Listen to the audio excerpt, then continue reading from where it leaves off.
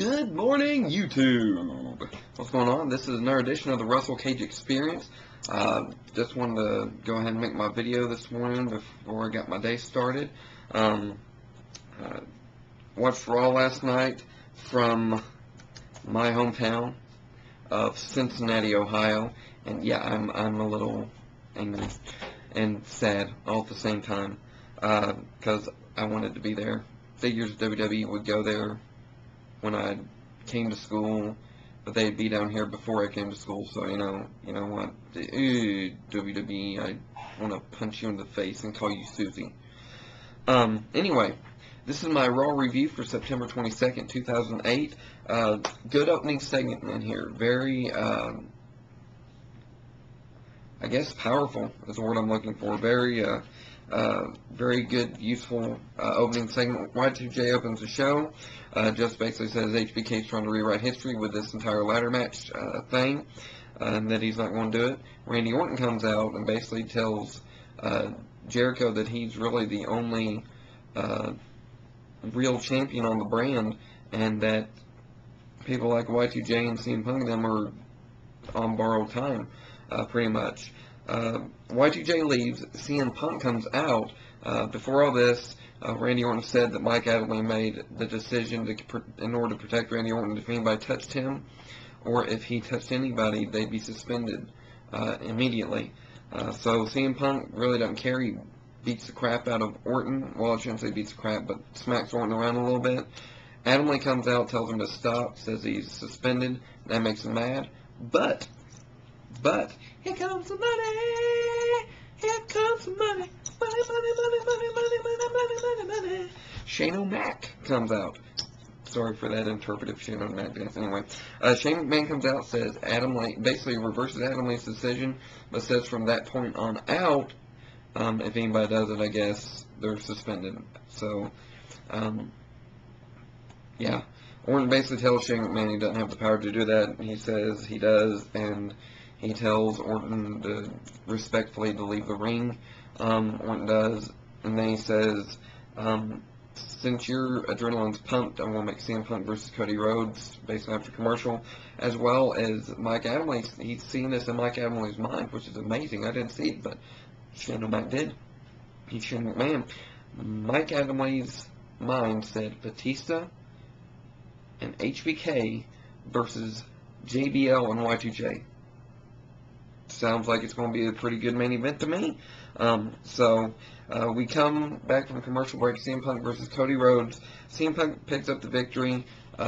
Pretty good match here. Strong opener, I should say. Strong opening match with CM Punk in it. DiBiase and Manu attack CM Punk afterwards. Kofi Kingston makes the save. And then basically, kind of a funny skit backstage with Adamle, McMahon, and Kane.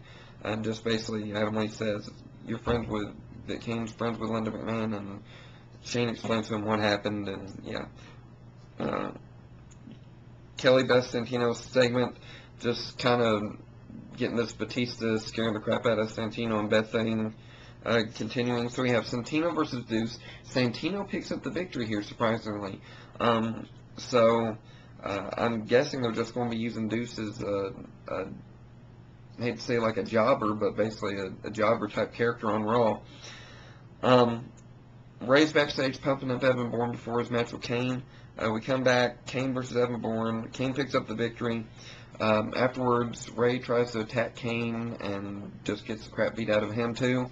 So we'll see what happens. Show Jamie and Shane backstage talking. Dolph Ziggler comes up, introduces himself again, and leaves. And Randy Orton interrupts, and basically says that better be glad Shane doesn't fight or whatever. And Shane said, yeah, it's a good thing. So yeah, next up we have Beth Phoenix versus Kelly Kelly. Impressive part of the match here. Kelly Kelly does a flipping arm wrench or something like that, or arm drag. I think it might have been arm drag. But very impressive, Kelly Kelly. She's getting better in the ring, and I'm props to you, Kelly. I'm very glad to see you improving in the ring. So Kelly picks up the victory over Beth Phoenix here. Santino and Beth are going to attack Kelly. Batista makes the save. Funny, in the backstage segment before, Santino screamed like a girl, and it was funny. And yeah, so keep on doing the funny stuff, Santino. Just don't pass Honky Tonk Man's record, because he's the greatest Intercontinental Champion of all time. Alright, dude? That's all I'm saying. We have highlights of the dirt sheet and word up here, which sets us up for our next match, which was a really good match. Another one, Morrison and Miz versus Crime Time. Miz and Morrison pick up the victory here, so kind of want to see maybe more with this, and maybe and Morrison, Miz, Crime Time, and Cody, Ted, and like maybe a triple threat tag team feud. That'd be really good, I think. Y2J is backstage with Emily talking about how I guess he still needs to continue protecting his champion and has an idea. So we have Charlie Haas at Dave & Buster's up there in Ohio, acting like Mr. Perfect. That's right, Kurt Hennig. Kind of funny. It kind of disappointed me and all that. So there's my roommate. Wow. I'm kind of interested to see what's on this video now. What came across. I'm interested now. I'm intrigued. Then we ended the match with the main event.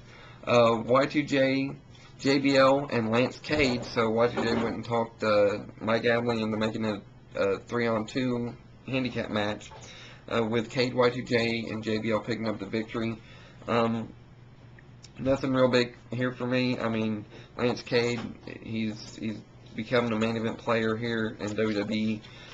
But honestly, matches of the night, I should say, go to Morrison and Miz with Crime Time, as well as CM Punk versus Cody Rhodes. But the better ones, those being the tag team match between Morrison and Miz and Crime Time. So you guys have a great Tuesday, and I will hopefully see you later for ECW. If I don't, then I still got some questions that I need to get answered from you all.